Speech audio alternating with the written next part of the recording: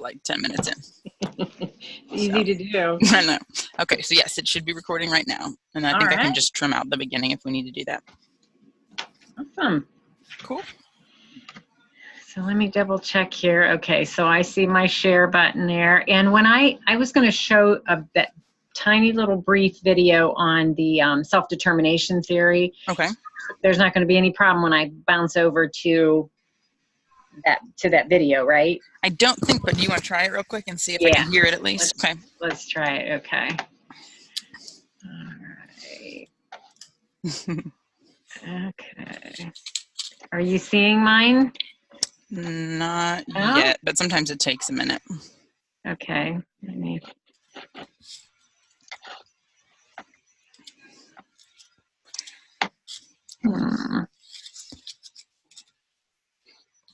There. Green. Okay. It helps if you click share. Okay, so there's your slide, it looks like. Okay, yeah, that's a slide, and then I'm going to click on that. It'll take us out to the YouTube. Do you see? I do. Okay. But I want to make sure we can hear it. Does it have sound? Okay, it does, yeah. Okay. So I don't hear anything. Is your sound muted maybe on the video? No, I hear it. Let me go out a minute and just turn my volume up. Okay.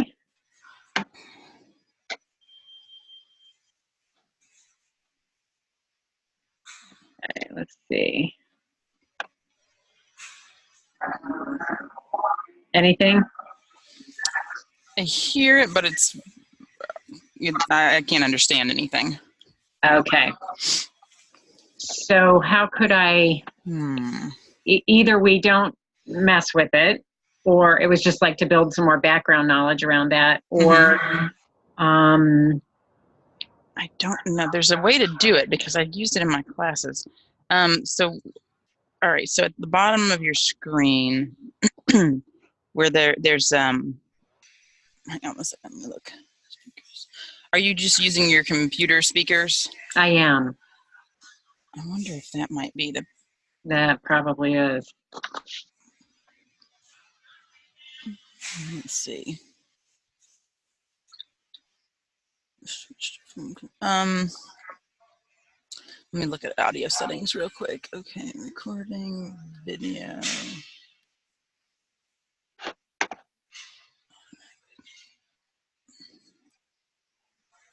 I'm not sure how to make that happen. But I've used it in a class, so I don't know what the problem is there. Would it help if I put the externals? No, because then that's going to cut off the computer speakers. I don't know. Let's try it. Let's try it and see. Get an external speaker and see? Yes. I mean, do you have like a headphone speaker thing? I don't have a headphone thing, no. Okay. I just have an external speaker that I can attach, but that's going to take, I don't know. Okay. Oh, you know what? This one is terrible. I'll be right back. Okay.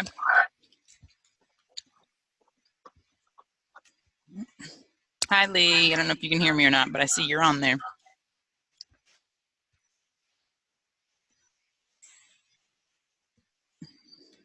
Hi, how are you? I'm good. How you doing? Okay. Let me see if I can make myself be seen here. We're trying to work out the tech issues here before we get started. Yes, I was listening for just a little bit. I can offer nothing. I know. I'm going to see if I can be helpful. So Google it I'll here. just sit here and be quiet. Video. Here I am. Hi, Lee. Hi, Barb. You're watching all the technical difficulties I'm experiencing. It's helping with my self-esteem that I'm not. Love it. Not alone. Okay, so all right, just click on the share screen icon. You'll see pop up when you select this. Oh, okay. All right. I'm going to. It's not gonna. I think I've got a solution here. I don't think Okay, you know. Well, hold on a second, because I think we got a solution. Okay. Okay. I'm going to steal the sharing of the screen from you. Okie doke. From just 1 second, and I want to look at something. Yes. Okay. Let me screenshot this so I can send this to you. No. That.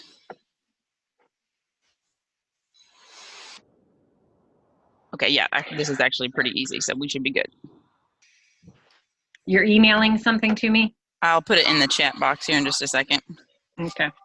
Okay. Edit. Copy.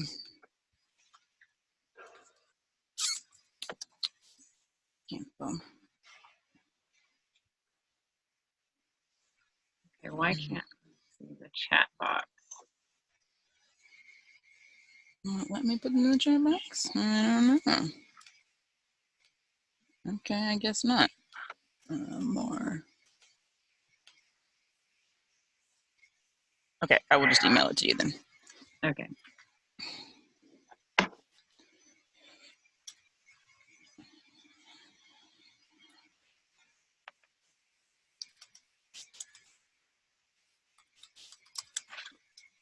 Okay, just so you know, I'm seeing your email. That's okay. Okay. Nothing very exciting there. It's really quite all right. Okay, I just sent you the screenshot. Yeah, there we go. So you'll have to unshare and then go back in and share, and you'll see right down there, if you click that, it will share the sound for the video clip for you. Okay, At least it should, so let's try it and see. All right, now why? Okay, stop share. Okay, and then.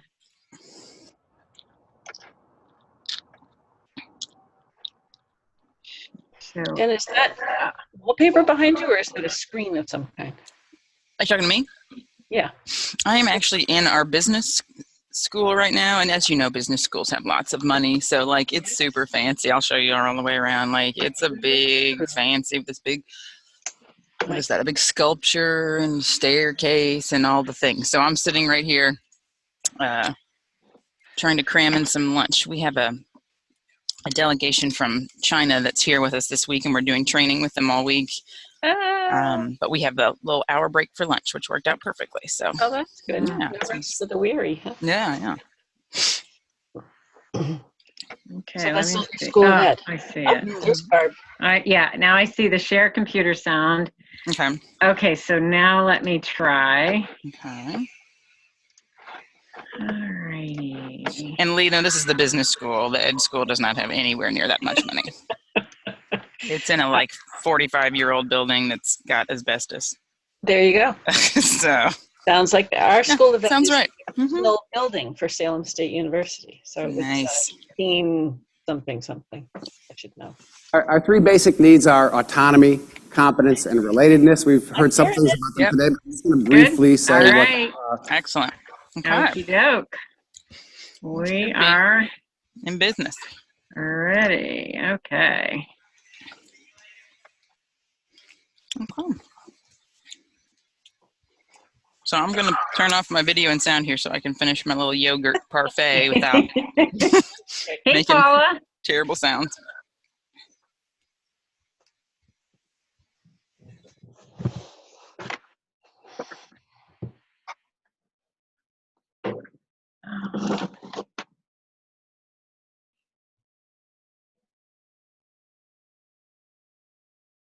Lee. Yes. Where do you work?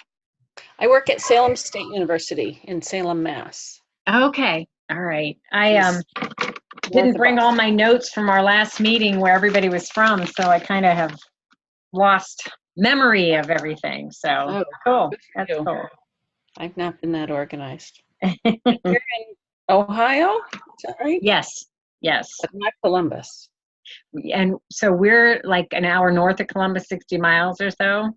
Okay. So, we have a lot of our many meetings in Columbus. So I'm up and down that highway all the time. There you go. Well, I'm headed there Friday night to go see the new grandbaby. Oh, that's right. That's so exciting. Yeah. So he finally arrived. Now we can go see him. You spending a weekend or a little more time, or? Pretty much just the weekend. It's going to be a quick one, but go hold the baby, share the baby, hold the baby again. Hug everybody at home. Oh, that's neat. It should be nice.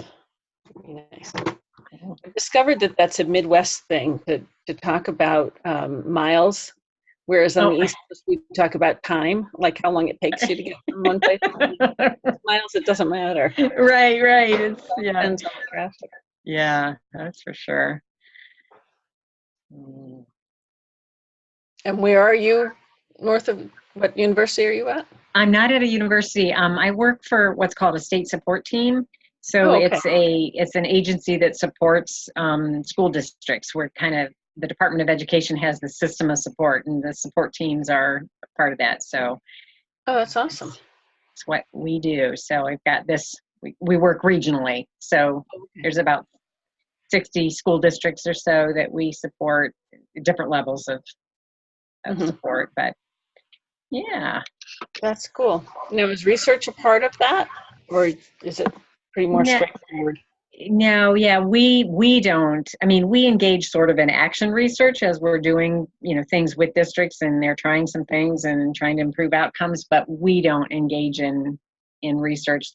The State Department of Education gives us a lot of our marching orders, so we do whatever it is that they ask us to do. So what they want. Yes. And what's the current push?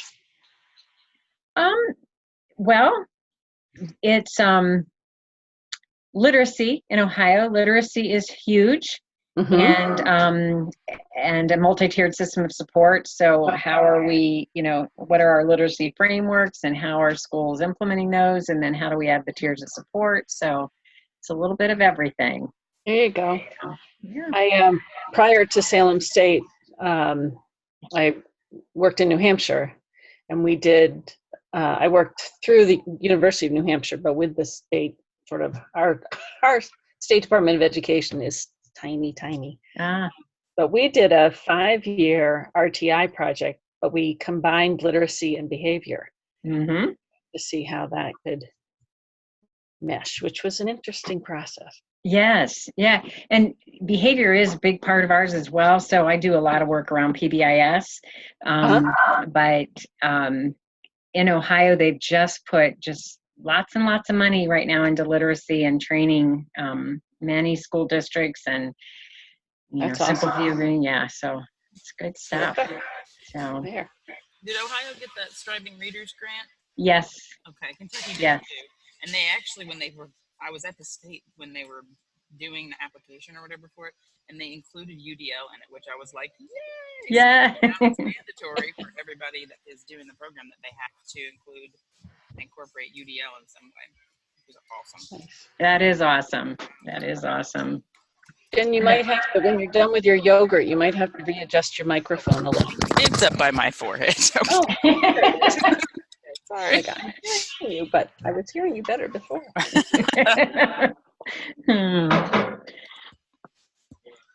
Well, is it? It looks like it's 12 o'clock. Oh my goodness. So we have a couple new folks that have joined us, Paula and Mary. Hello. Very good. I think that the program mutes everybody on entry, so if you wanted to talk, you'll have to unmute yourself. I'm on mute now. Hello. Hey, Paula. So, Paula, you sped read the book after 2 weeks ago when you got it, huh? Nice. Yeah, I did. It was. I couldn't wait to get it, and I just sat down for. Well, it's not like I'm doing much right now besides floating in the pool. Nice. But I did read it and highlighted a ton and made notes and. Went back to my overview for this year and included a lot of what we're going to talk about today. So I'm excited to hear. Awesome. Well, why don't we get started, and we'll do introductions here in a minute. Let's see if I can get it. Yes, I can. So in kind of keeping in spirit with the book, one of the things that she talks about is kind of like this language of emotions and how do we communicate about those. And so this visual that you see is a mood meter. And actually, Jennifer asked me where this came from. Honestly, I Googled it and you can get all kinds, and I've got a couple other ones in the slide. But I thought what we might do is try to practice how this could be used. And so when you introduce yourself, if you're comfortable, you don't have to if you're not, kind of tell us where you kind of fall on this mood meter. So it kind of is placed along the bottom, kind of feeling good, unpleasant, all the way to pleasant. And then your energy level, you'll see the lower energy on the left, higher energy. I always get my XYs mixed up, so I don't know which is which. But anyway, this is kind of the mood meter. So if you whenever you're ready to jump in and introduce yourself, and if you feel like it, tell us kind of where you fall on the mood meter today.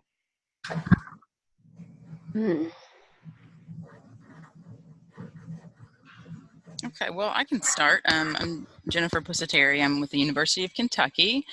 And I saw, hey, there's Cynthia. Hi, Cynthia. And I saw Ron pop on there a minute ago. So, and whenever you all enter, Cynthia and Ron, you're muted, so you'll have to unmute yourself to talk, just so you know.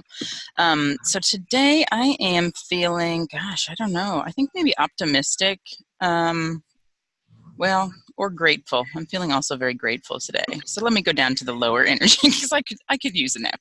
So I'm really more grateful and blessed today. Awesome. Thank you, Jennifer. Nice. Well, I'd be glad to go next. Hey, Ron.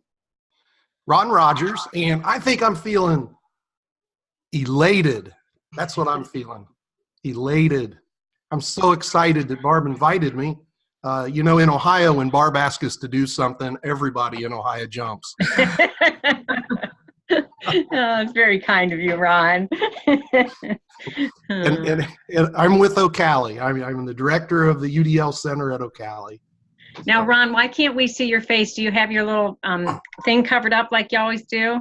Yeah, I do, and I'm eating my lunch because that was how I worked this into my schedule. So gotcha. All right. I will save you all from having to watch me eat. We'll allow that.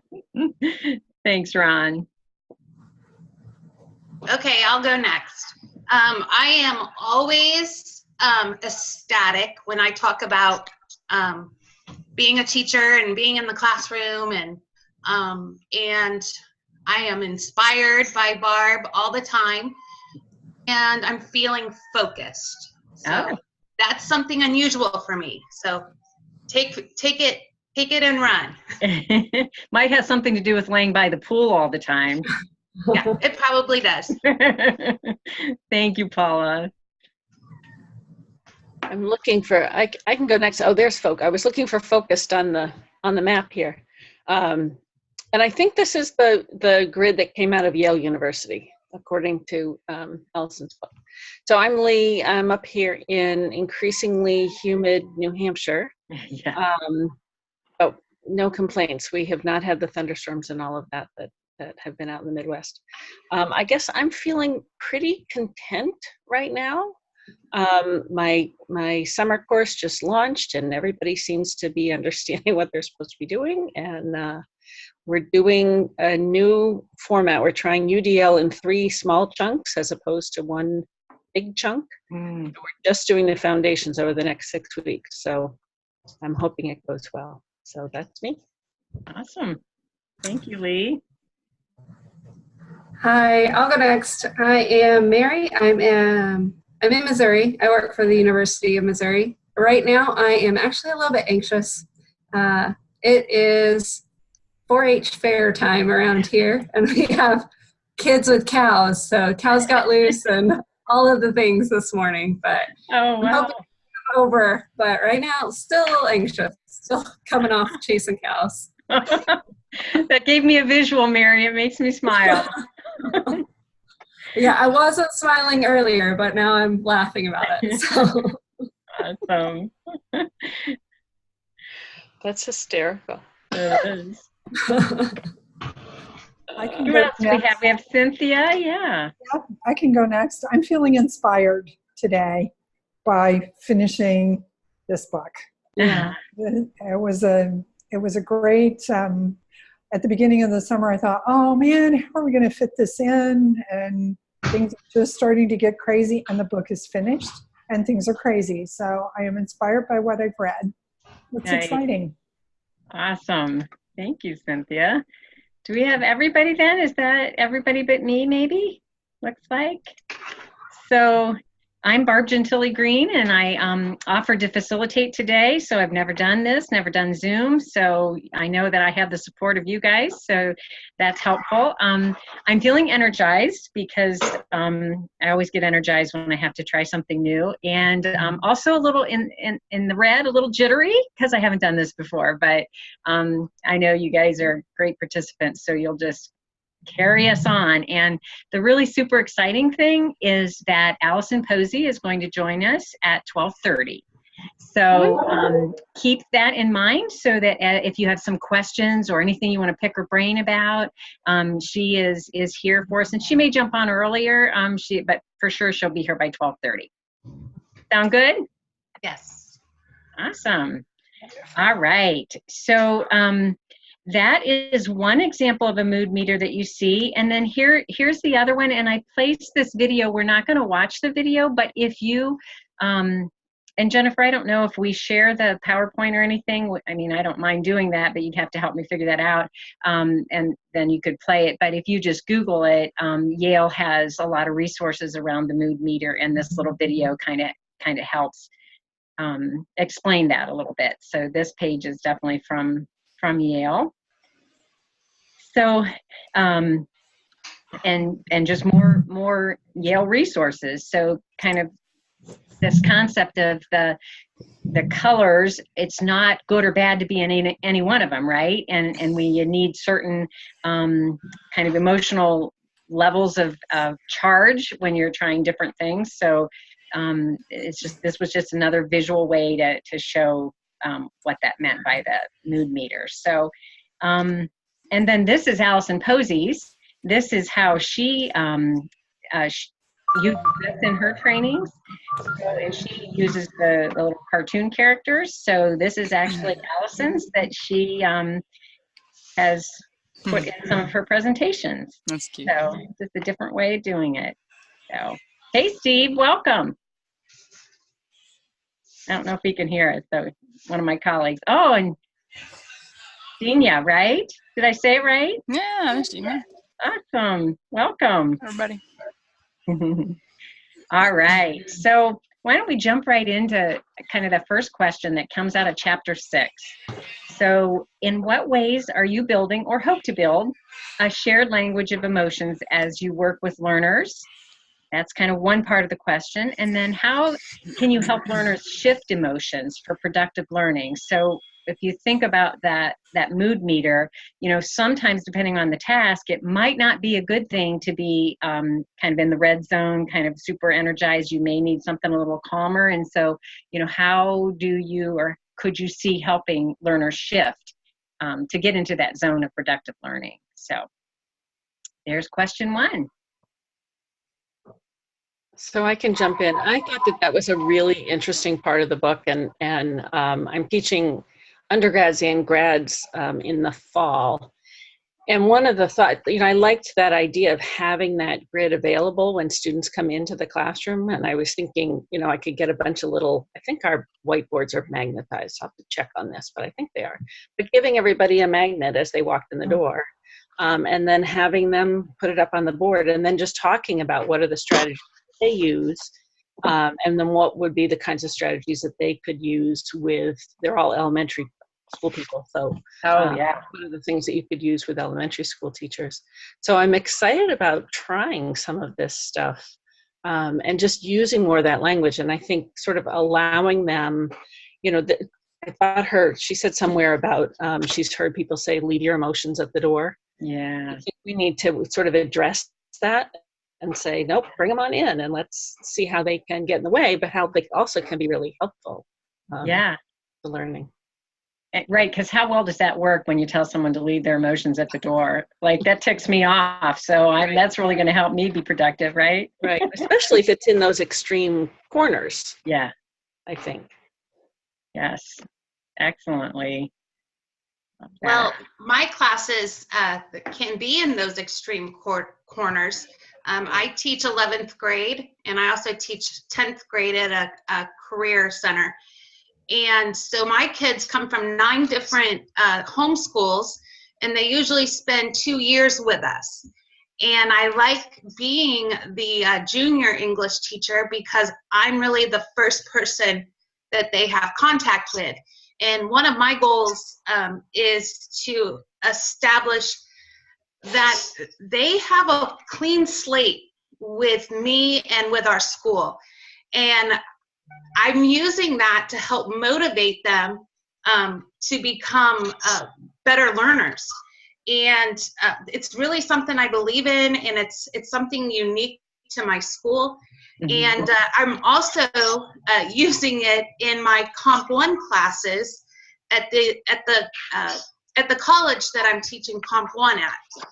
So kind of doing a little double duty, and, learning a lot, and really enthusiastic about it, because it makes a difference in the classroom when they have a mindset that they can learn and they will learn, and I'm there to support them.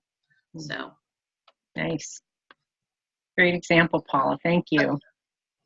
I really appreciated the graphic that you just put up with all the lots of different emotions that were all over the grid. I think sometimes people see as the extremes. I'm mad, I'm happy.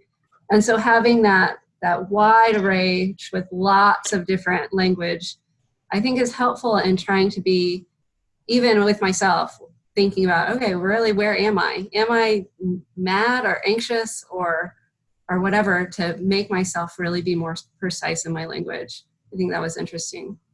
Yeah.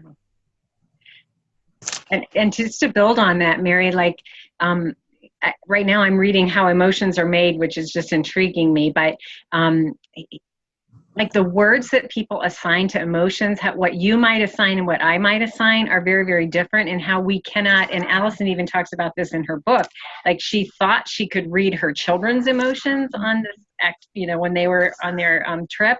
And so how we, sometimes I think about this with the work I've done with kids with autism, like we try to teach them, well, oh, you feel this, and that may not be exactly what they feel, but because you can't really tell what somebody's feeling. And so that really intrigued me, that thought about all the words we use. Mm-hmm. And I'm working with a delegation from China right now, like literally like in the next 20 minutes or whatever. But like, it's been really interesting to me to see what words they understand and what they don't, right? I mean, there's obviously a language barrier there. And so I'm thinking about that also from the perspective of like a first grader, that, the only language emotions they may have language for are the ones at the extremes. And so I think to use a chart like the one that we have with all the words on it would be really helpful, I think, to help them determine, oh, this is how you're feeling. Well, it might be more of this. Is it? And explaining some of the words and what they mean. Because there's some words in there I have, I think I know what they mean, but I probably should look them up because I really don't know if I know what they actually mean. So I think that's interesting. And then I also wanted to point out, I think Cynthia put something in the chat about this. How does this apply to online classes, or could this apply to online classes? And what might that look like? And I don't know if anybody's ever used Pear Deck. It's an add-on for Google Slides. But it allows students to be able to go in and like they could actually place a dot on the screen, and then you could view them all together. Like, so you could, once everybody's placed one on their individual screens in an online setting or whatever, then you could come back and project onto the screen everyone's answers, so you could sort of see where they were grouped, and help the class kind of work through, okay, I see we're all super enraged today. Maybe there was a school shooting or something terrible like that, right? So like maybe they're just really on edge. I see that this is kind of where most of the class is. Who's got some ideas of how we can maybe move to a place that would be more conducive for learning? I don't know. That's one idea I had. Nice. And Pear Deck, yeah, like that. it's like the fruit, PEAR, Pear Deck. Pear Deck. Okay. Got it. Can you use that asynchronously, Jennifer? Do you know? Like, could they do it over a week, or would it have to be more close than that.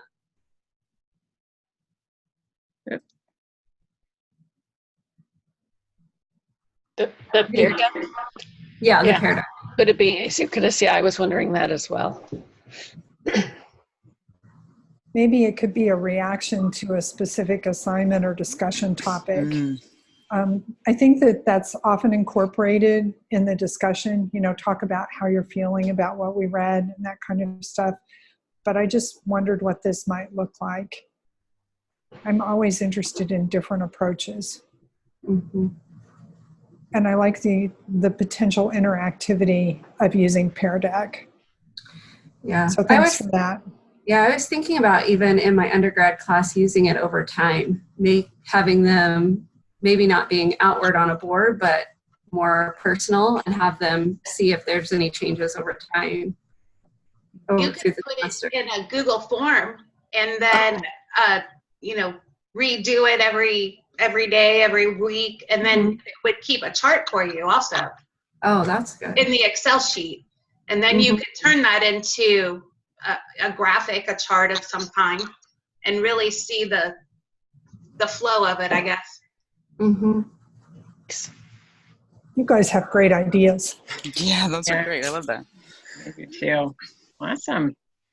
All right. Anybody else want to kind of weigh in on that thought about the idea of a mood meter? Should we give a couple seconds and then we can move on to the next question?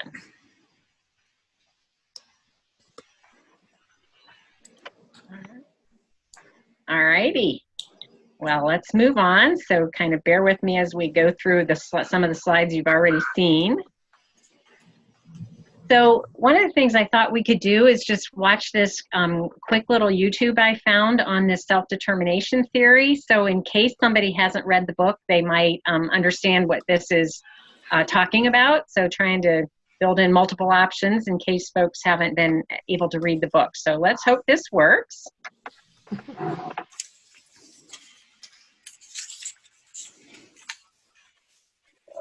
Our three basic needs are autonomy, competence, and relatedness. We've heard some things about them today, but I'm just going to briefly say what they are.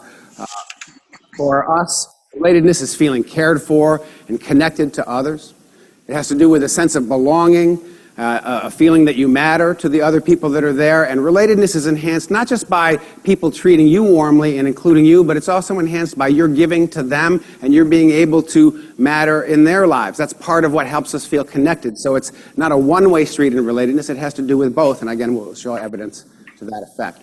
Competence is really commonly studied in psychology. Most theories of psychology would probably agree with us on this one point, which is competence is essential to wellness, to feel effective in your environment, to have some sense of mastery of the things that are important to you. Very, very important, and environments can have a big impact on that experience. And then finally, finally autonomy, which has been probably the most controversial, but also the most central of our psychological needs in the sense of research and our integrative mission, so to speak. Autonomy refers to behavior that is self-endorsed, that you agree with and find congruent within yourself. And so autonomy here means that you feel choiceful, self-initiating, and when you're fully autonomous, you're wholeheartedly behind the thing that you're doing. And again, because that wholeheartedness, that's why performance tends to be better when you're acting out of autonomous motives. All right. So let me get out of that.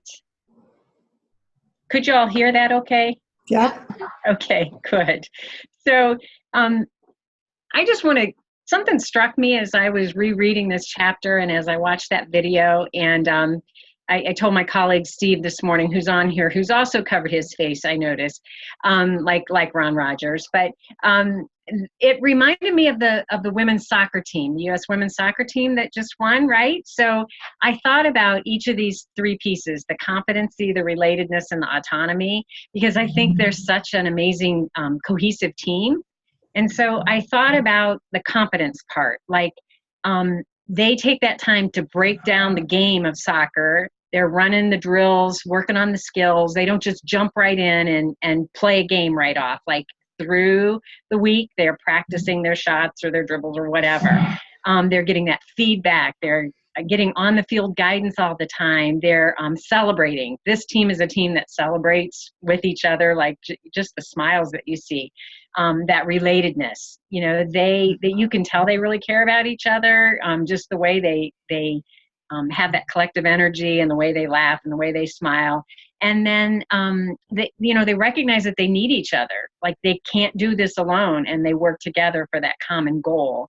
And then in terms of autonomy, I think about how they each use their own voice. I think about Megan, how, her voice on and off the field for trying to promote women's soccer and equal pay and those kind of things, as well as their autonomy within the field, on the field. So that really kind of connected to me in something that was happening like right now. So Steve, later you'll have to tell me whether I did okay on that sports analogy. Steve and I have this thing because I do not like sports. So he uses those analogies all the time. So as that lead in, our leads us kind of to our next question. And here's just another visual of those three things that kind of drive that motivation. You need all three of those for motivation. And so here's our question number 2. Like, what strategies are you using or hope to use to support those three components of self-determination and motivation: competence, relatedness, autonomy, so we really can get those motivated learners? What were your thoughts around that?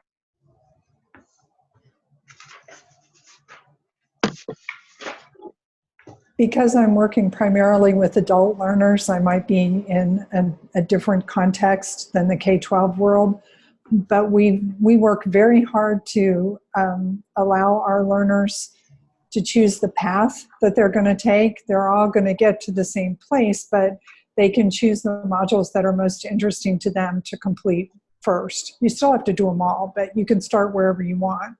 Actually, you don't have to do them all. You only have to do the ones your director picked. But they still at least get to choose which ones to do when.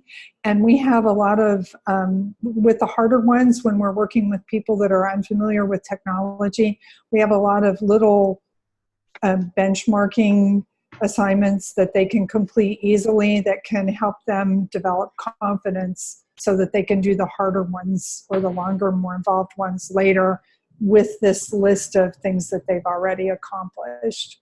One of the things that we have heard has been most helpful is most learning management systems have some kind of checklist feature so that it shows what you've completed and what you haven't. Just that visual ability to see where they are in the course and what they have left has been huge. And we always say, this may not apply to your course, or think about how this would apply to your course so that they can relate what they're learning to what they're actually going to be teaching later. And a lot of times we get an argument that starts with, well, this won't work in my course. Well, yes, it will. Let's talk about what that might look like. But we like to let them lead the conversation. That's an excellent example. I think that idea of helping people, and not kids, I work with kids, so if I default to that, but seeing the journey and where they're coming along on that journey really does help that competence piece. Like, they can see that they're making progress. They may not realize it along the way, but that is so powerful. I agree. And I agree. I feel like a lot of things that work in K-12 also work for upper class students. I mean, undergrads like to play games too. They have a good time with that. They just maybe are a little bit more concerned about how does this apply to where I need to get to. They don't want to do anything that's not a direct path to their objective. So we really focus on making sure that whenever we ask them to do something, we link that directly back to an objective so that they can see why. They still argue, but it's life. Yes. Yeah, one of the things that jumped out from this part of the chapter was about setting up clear expectations for group work. And we actually just were talking about this in the meeting that we've been having here with the Chinese faculty, but like talking about how to get students ready for group work. And so the person who was telling us about this was talking about how to foster this in like a 200-person class, and how to set up groups, but also how to set the groups up for success by allowing them to create their own group like guidelines and rules, and like if somebody's not doing their job in the group, how do we take care of that? And to actually have a clear step 1, step 2, step 3 of things that they can do, because I mean, these are college students, even grad students sometimes don't know how to work in groups very well. And so I like that she pointed that out as being something that we can model, but also to increase their autonomy by turning that over to them and saying, you're in charge of your group. You don't come to me and tell me your group's not working. This is your group, but I'm going to help you figure out how to handle that. I think that's really awesome. That is great. One of the things that I want to establish with my students this year is the happiness in the work. As a comp teacher, the excitement for me isn't the end product that the student produces. It's each step that the student takes in revision that gets them to the product that I have so much joy in, and those aha moments, and oh, I get this now. And so those are the types of experiences I want to establish this year, and I'm doing that with UDL, and really looking at the engagement and taking my students back to why is this relevant? When am I going to use this as a welder, as a construction worker? Because knowing how to work in a group and collaborate are all of those essential skills that people need when they go out into the real world. And I think it's important to plant that seed in my students, because I know that it probably hasn't been planted yet. I think, Paula, what you also talked about, and you've referenced often, that relatedness piece. Yep. Like that, your relationship with them, their relationships with each other, and how you foster that in your classroom. Oh, yeah. Yeah. Hey, and I saw that Allison jumped on. Hey, Allison. Hi, and I kind of don't want to be here and interrupt the conversation, so keep talking. We will, but we just couldn't not welcome you. We're just so pleased you're here. This is all, I can't tell you how honored I am and excited, and yeah, really looking forward to just hearing some of the conversation that's going on. You know, I'm probably blinding you. There's actually sunshine today, so I'm gonna. There we go. Great. Thanks for being here. Thank you. Who else would like to weigh in on this idea of what you're doing to? Yeah, I'll pop in. I guess I was a little bit surprised how important the relatedness component was.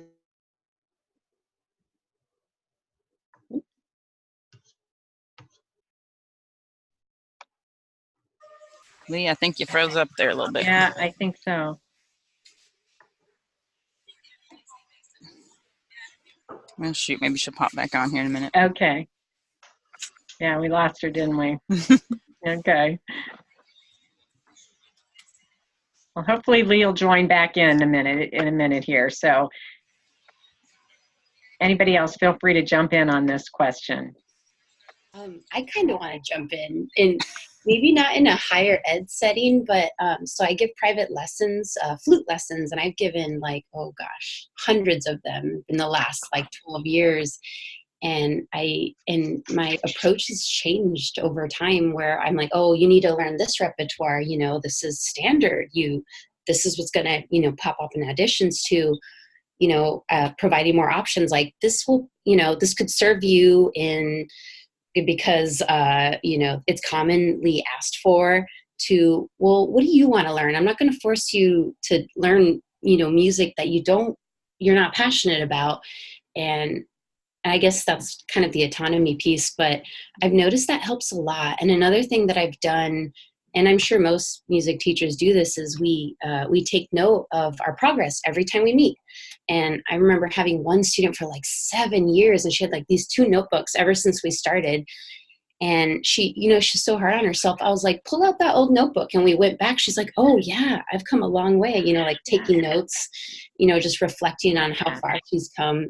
Like, oh, I remember when I was learning my chromatic scale, like I didn't know all my notes. And I think that's important, an important piece for in regards to like competence and being reflective on progress.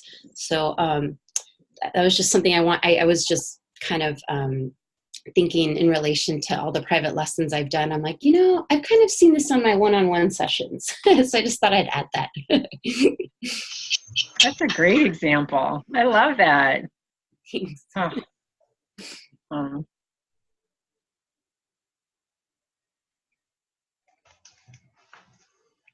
I think about just this piece of relatedness doesn't have to be super hard, like the example. And Lee, we see your back, so we're going to make sure that you share what you were sharing before we lost you. But, you know, just greeting people at the door when they are walking into our classrooms or into our buildings or whatever, just like how are we making people realize that we appreciate the fact that they're just in our space with us. And like, I think sometimes we make things too difficult, and I love that example that she gave, like interact with students as they come in and out of the classroom.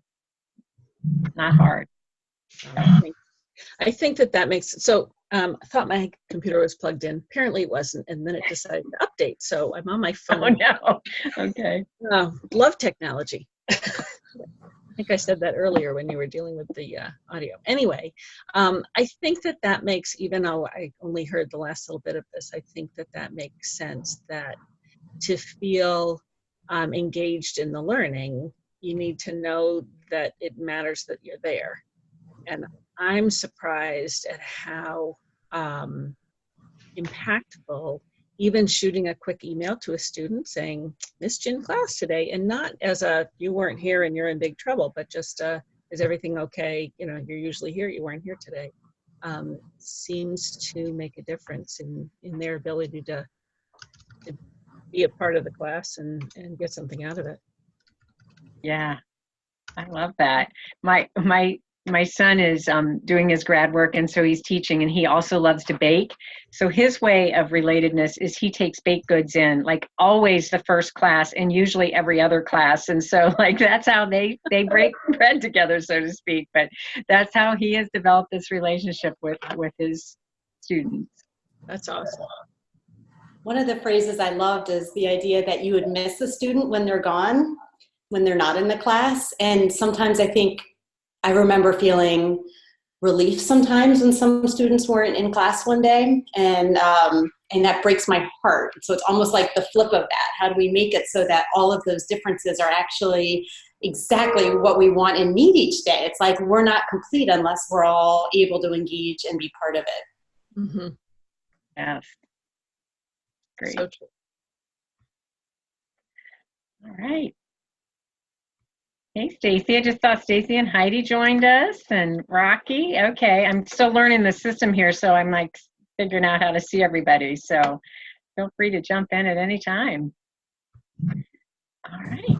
Anybody else want to weigh in on that, or shall we keep moving forward? We want to make sure we've got some time at about, you know, picking Allison's brain while we have her. So, all right, let's move on.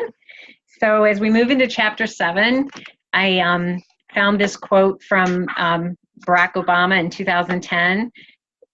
From the moment students enter a school, the most important factor in their success is not the color of their skin or the income of their parents, it's the person standing at the front of the classroom. And I thought that was a nice lead-in to this chapter, which really talks about the emotion of teaching and how are we kind of being reflective of our educators. And so this question, sort of what inspires and motivates you to become the best educator possible, and what have others done along the way to support your journey?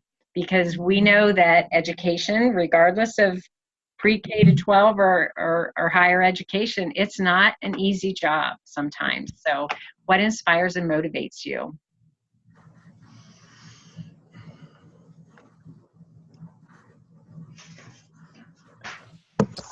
I'll share something that someone else has done. Excuse me. When I was teaching, the principal in my school she was always really good about pointing out things that I didn't see myself. So she would say, like, before you taught this student, like, their last art teacher, they like complained and got in trouble before they had to go to art so they wouldn't have to go, and then like got in trouble every time they were in there. But like, whatever it is that you, however you've connected to this student is really beneficial, and like, student is succeeding in your class in a way that they weren't able to before. So, and like, that's something I wouldn't know or wouldn't be able to see.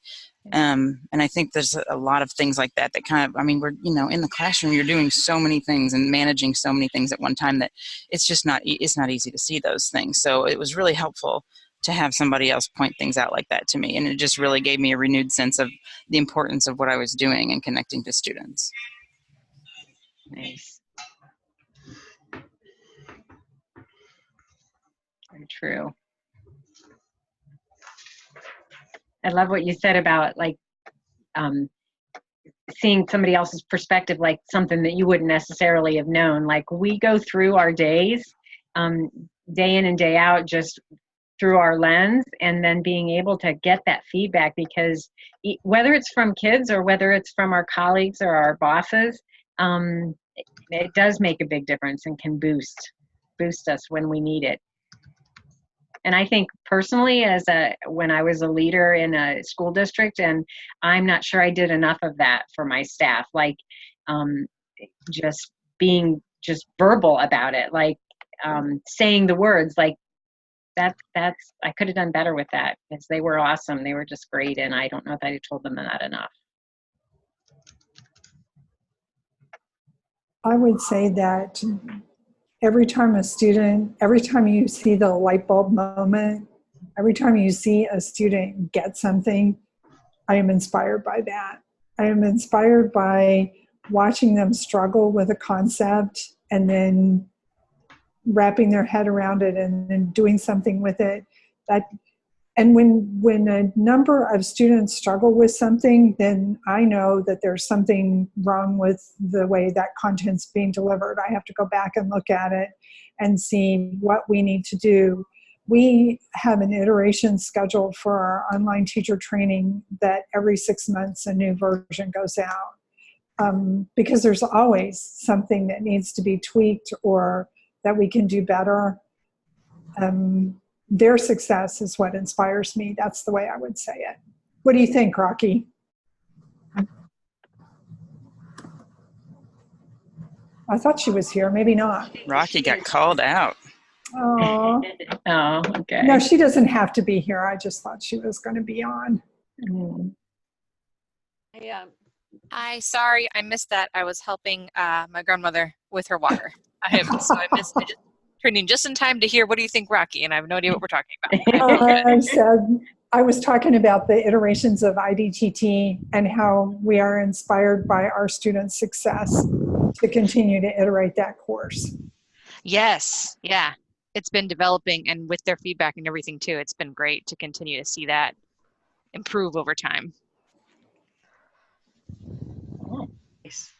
I had the chance to supervise a couple of student teachers this semester who I've had in a couple of classes, including the class that I really talk a lot about, UDL. I talk about it in all my classes, but the one I focus on. But it was so fun and so cool to see them using some of the strategies that we had talked about in the class and sort of go about their day, thinking with a UDL lens. It was just really, really encouraging to me to go back and say, okay, yes, some of this actually is getting through to my students, and they are internalizing it enough that they're turning around and now using it with their students. And it's really, really fun to see. Awesome. The fruits of your labors, Lee. Yes.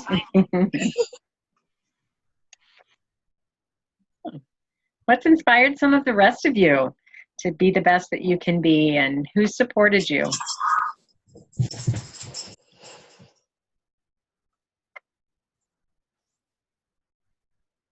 I'll jump in. Thanks, Jeannie. So I'm in this EDD program. I'm about halfway through, and picking a topic has been hard. And I have it now. I'm in the middle of writing my chapter 3 right now. And I have to admit, like in the fall, I hit this huge moment of like imposter, of like, why am I doing this? Is this really gonna serve anyone? Is it gonna serve me? And one of my professors, who's also has a similar background like mine, she's also a Latina, and she like sat down with me and she's like, you really gotta reflect like how far you've come, and being a first generation English language learner. She's like, you learned to leverage a lot of situations to get where you are now. You really have to give yourself credit. And it was kind of like a hard talk, like, lady, I need comfort, Something I needed to hear. I was like, oh shoot, you're right. Like, I got to keep going. I got to show other people who have struggled in the same ways I have that they can get through this. Like, I'm one of those role models. Anyway, she's someone I really have to credit. She's probably going to be the fourth member on my dissertation committee. But she's also offered to be what does she call it? A silent partner. She's told me multiple times, I am committed to your success. And I aspire to be like her, because she's the reason I kept going. I really truly did hit a wall. And anyway, so that she inspires me to just do that for someone else, to pay it forward. I love her phrase, I am committed to your success. Wow. Yeah. Everybody needs to hear that, right? Everybody needs that. And she came in at the perfect time. It was great. I'm so grateful. Awesome. You're making progress, Tina. You are moving along on that EDD. So much fun.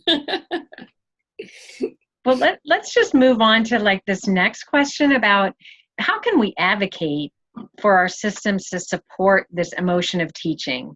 We can't afford to be losing teachers at any level. And how can we support this conversation that, our educators are variable, just like our learners are variable. And so how can we help our system support our teachers?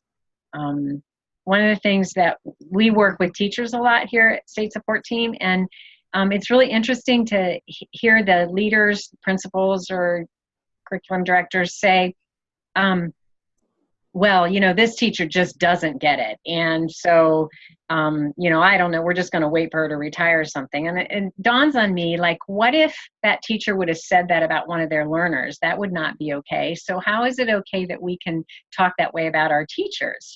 So it doesn't just apply to our learners, but we are all variable, and how are we supporting that? And so does anybody have any ideas about this? How can we transform our system a little bit? I don't know if I have an idea, but I wanted to toss out a sort of wrench in the works for this. One of the things that we struggle with this is how to support that emotion without creating spaces for a negative vent session, which is very not productive, because that, I think, can happen when teachers are burnt out and they're exhausted, and there's a million things. And when you try to give emotional support, sometimes it ends up being sort of it ends up going into a negative place. So I'd love to hear advice of how we can kind of create environments that are able to do that in a positive way, rather than allowing it to kind of spiral. I don't know if anyone else has had similar issues, but. Yeah, I think we probably have all had similar issues, I would guess. One of the things I've tried with limited success, but sometimes it works, is this idea of, after somebody sort of vents a bit, that the next person has to offer some idea before they, sort of pile on. So some kind of, it doesn't have to be a solution, but a different perspective, or maybe a resource, or I hear you, and this is what I try to do, something like that, so that it doesn't just sort of spiral into this. You have to say something that's helpful, and then you can bitch. But you have to say something that's going to move the conversation forward first. Great suggestion. I think the challenge is to allow people to express their emotions without the environment becoming toxic. And that's easier to manage one-on-one than it is when you've got a group of faculty in for professional development. One of the things that we're investigating at this point is humanizing that faculty development and allowing faculty to have more autonomy over what those development sessions look like. But we need to be in partnership with several other agencies on campus to make that work. So we did a pilot program a while back with a middle school. It was based on UDL.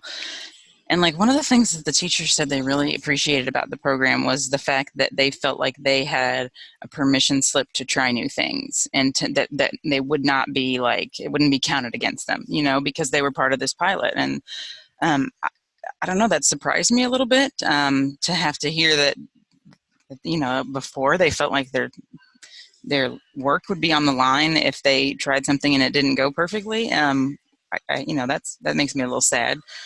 But I think that's one of the things that we can at least advocate for if we're working with school systems or working with departments or whatever, that, part of what we're teaching our students is what we're teaching our professionals, is that sometimes you got to take risks and see what happens with teaching, especially. And sometimes it's going to be a miserable failure, and that's okay. And that's part of it. I don't know. I think a lot of teachers fall in the perfectionist camp. And so, they get worried that they're going to just royally screw some children up or something. I don't know. Who knows what their thoughts are, but like it's okay. It's okay. And it's okay. And we're going to try some stuff, and some of it's going to fail and some of it's going to be awesome. And that's just how it is. So I don't know how we can support that other than, when we're meeting with people that we're going to be working with and administrators or whatever, making that very clear to them that this is not, UDL and this sort of brain research supported teaching is going to be about some trial and error. And that's okay. That's part of it. Excellent, Jen. Allison, I'm going to ask you to jump in. I thought Jennifer's example was perfect because having this freedom to take risks and sometimes succeed and sometimes not, that message that is sent by that is super powerful. When you wrote this book and you wrote this chapter and you were thinking about this, supporting the emotion of teaching, what are some things you'd want us to think about in this chapter?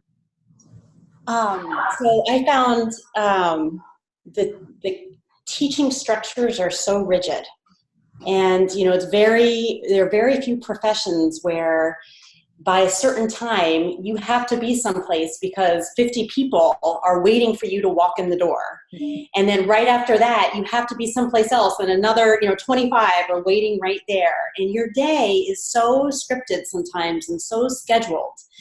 And with the system comes, I think, a lot of expectations that we hold about what we're supposed to be doing in that system, probably based on our own background experiences and cultural norms of the building. But it can be exhausting if given the variability of teachers. I think it's just incredibly important to think about how we can shift some of those structures. So, if we all have to be, on lunch duty, for example, what could be some flexible ways that you can be on lunch duty, but if you're someone who's an introvert and being on in front of, then hundreds of people, that's going to zap your energy. And then you go into your next period class even more exhausted. So how can we think about the structure of, the goal for whatever lunch duty might be, and then recognizing the variability of our teachers, and then incorporating some flexible ways that each teacher could contribute to the lunch duty time, but in flexible ways, so that we feel like during the course of the day, we're still contributing to the, the systems of the school that need to be addressed. Sometimes it's, standing outside in the hall and monitoring who's going into the bathroom, to sometimes it's, it's really, phone calls with teachers have so many things that they're having to do in a day, and trying to recognize what could be a different option for our teachers to be able to achieve those goals. So I hope that the focus would go to what's the goal and what's the variability of our teachers, and how can we design some flexibility in our very rigid system and structures. Even think of online. So I taught an online course this summer, and it was fabulous again to teach, and again to feel how much goes into designing with UDL. But that online structure is very rigid. I had Canvas, and there it is. And so what could be some ways of being able to support that variability of educator coming into an online course to be able to achieve those goals, and get the feedback you need to the students, be able to present your content in ways that are universally designed. So I think we could probably pick apart any of the system or structures in our different environments and think about how we could try to break down some of the rigidity, make it more goal-directed. I don't know, have UDL to inform the design. Well, thank you for bringing that piece about what is the goal back, because that's where it should always start, but I think we lose sight of that sometimes. Like even that lunch duty example, what is the goal of being on lunch duty? Like, yeah, I love that you brought that back. Thank you. And I do want to comment on the permission slip piece, because actually just yesterday we were talking about that. We're doing research in New Hampshire with a number of schools, and one of the biggest themes we're getting from the end of the year feedback on that is UDL is a permission slip. And that's so interesting that just, that you brought it up today. I don't know where we'll go with that, or what to do with that, but it's so interesting that it keeps coming up. Something you said, Allison, too, made me think how smart you are, that you referred to something in our conversation before you were even here. But we talked about the mood meter at the very beginning of our chat today. And I think that I think about lunch duty, or those things that really zap you or drain you. I think of the sort of a battery, like there's those things that drain the battery, and then there's things that charge the battery up. And I think that it's somewhere in your book.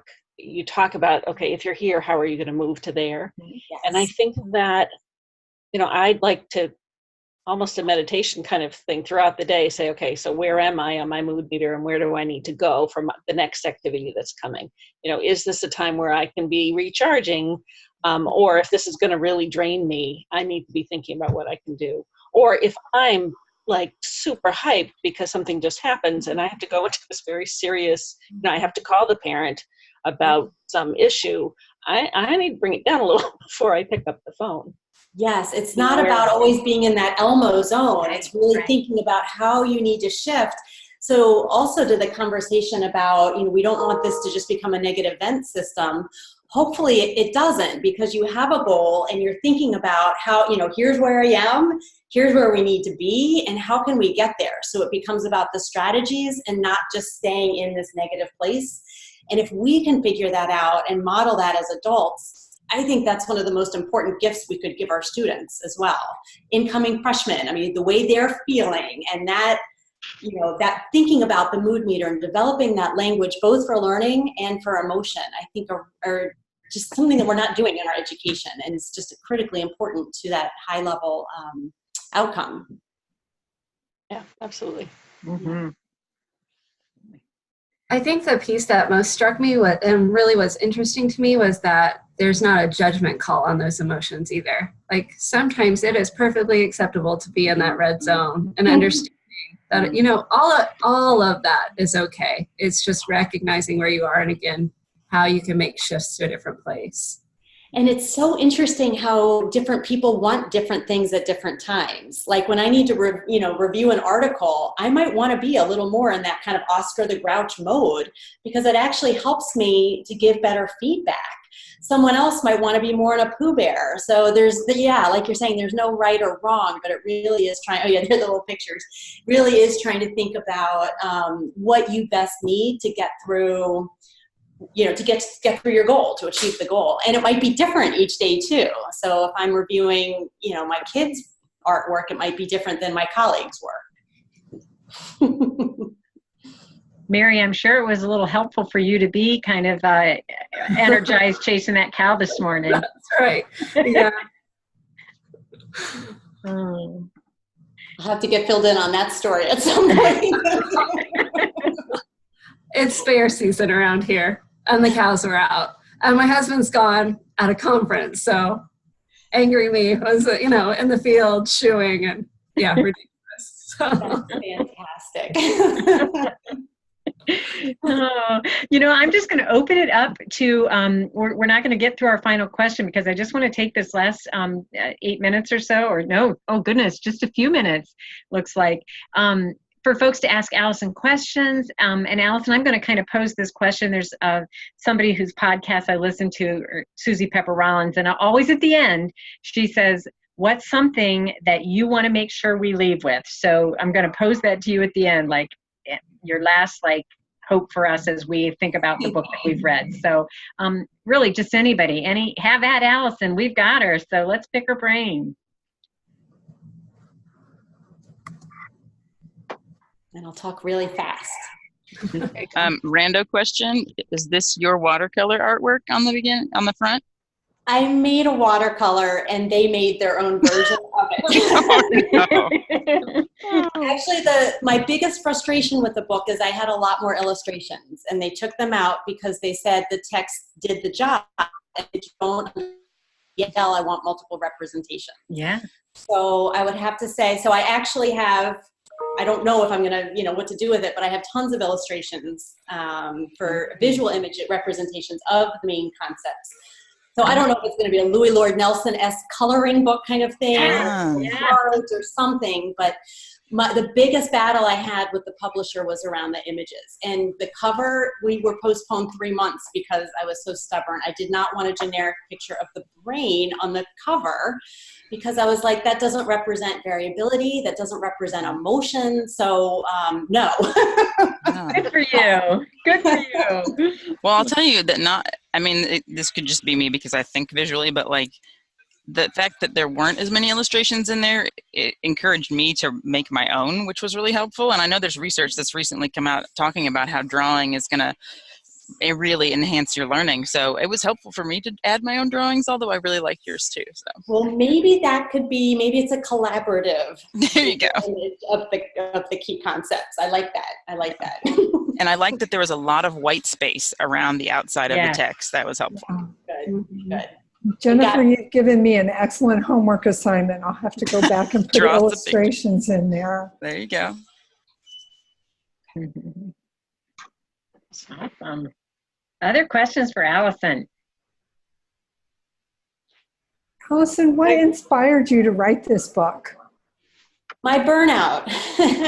I continued to burn out as a teacher, and I, especially in the last job, I didn't quit or leave or anything. I always, finish the year, but I would finish the year exhausted. And, I just over the summer thought, I don't know if I can do this again. And I really started to wonder why. And it was David Rose, who was my advisor in college, in graduate school. I mean, I just feel so lucky that, he always came at things with that lens of emotion. And I had a mother who said, check your emotions at the door.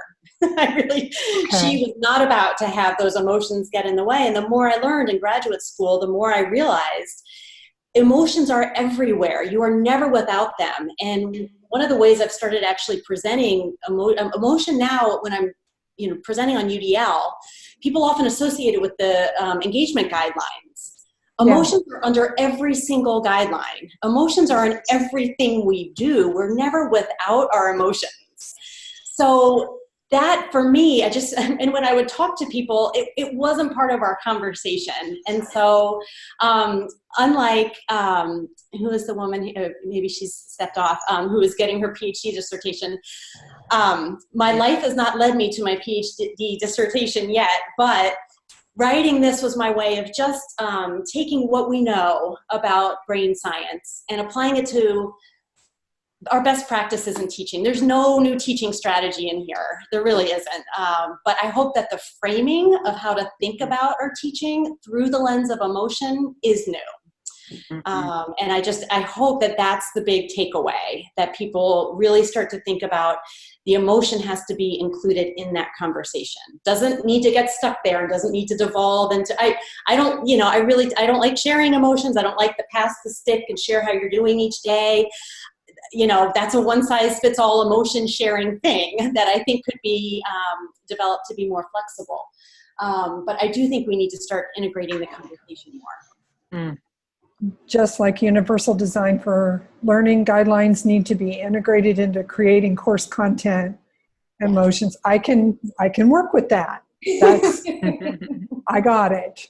And I do think that mood meter is a great place to start. I really do. I think that's cool. Yeah. Just starting to reflect on, wait a minute, where am I right now? Is this working for me or not? And then the combination with UDL is really, I think, very powerful. Mm-hmm. Well, thank you for your time and effort. I really enjoyed reading it. I got my first poor review out on Amazon. So, you have those moments. I had to, again, check my emotions and where we are. And the thing was around, we wanted more tools. So, anyone who knows me and knows UDL, I will be defiant in saying, I will not give you a tool. Because it really is about the approach and thinking and the mindset. So I really hope that, I guess that would be the one thing I'd say to you too. Don't look for the tool. Look for the approach and the thinking and value that variability.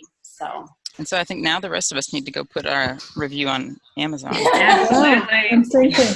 Counteract the crazy. I was just going to remember that one, right? Oh, yeah. Yeah. Human nature. It is. Yeah. People who write reviews. Let's chat, buddy. Let's chat. Yes, absolutely. What do you say? Like positive feedback is like Teflon and negative is like Velcro, right? Right. I always have that, that "Let It Go" song in my head from Frozen.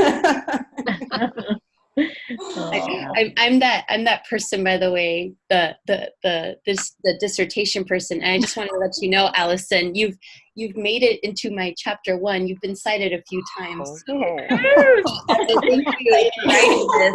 You've arrived. How the brain works. You've been cited. Hear your dissertation when you're done. I would love to read it. Okay, I'll make sure it's spruced up for you. I would love to, as you all are working with this and thinking about this, it is a journey, as to one of the comments in the chat box. So I would love to be on the ride with you all. So please reach out at any point and, share what's working and what's not working. And I think, I really appreciate that conversation on what really inspires you and those aha moments with the students and let's just keep sharing those pieces. Can I ask how many folks here will be at the CAST conference, symposium, whatever it's called? I'm guessing that Cynthia's going to be there. We are so excited.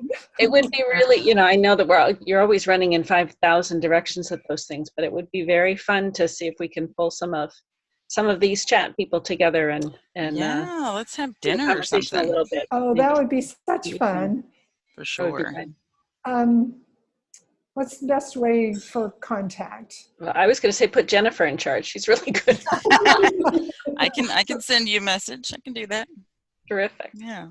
That would be awesome. I'll be there in spirit with you guys, but I won't be able to be there. So one year I'll get there. Okay. We can just Zoom you in. We'll just have a Zoom option. Yeah. We'll set your phone right by your place. That's right. Well, I just want to be really mindful of the time, and we've gone over, and I just really appreciate Allison. Thank you so much for joining us and kind of putting a cap on our final session here. But and I've enjoyed learning with all of you guys and talking about this wonderful book. So it's been fabulous. Thank you so much for your time. I do have to run. Have a great day, everybody. All right. Bye, everybody. Thank See you you soon. all. Bye-bye. Bye. Summer. Thanks, Jennifer, for pulling this together. And Yes, thank you. Well, it Jessica. was Denia's Allison for idea. writing a great book. And It's Denia's fault. Oh, I'm just kidding. It was her idea. no, that's awesome. Awesome. Awesome. All right. Well, thanks, everybody. Thanks, everyone. See you soon. Bye-bye. Bye. Bye. Some of you in less than a month. That's right. That's right. All right. Take care. Bye. Bye.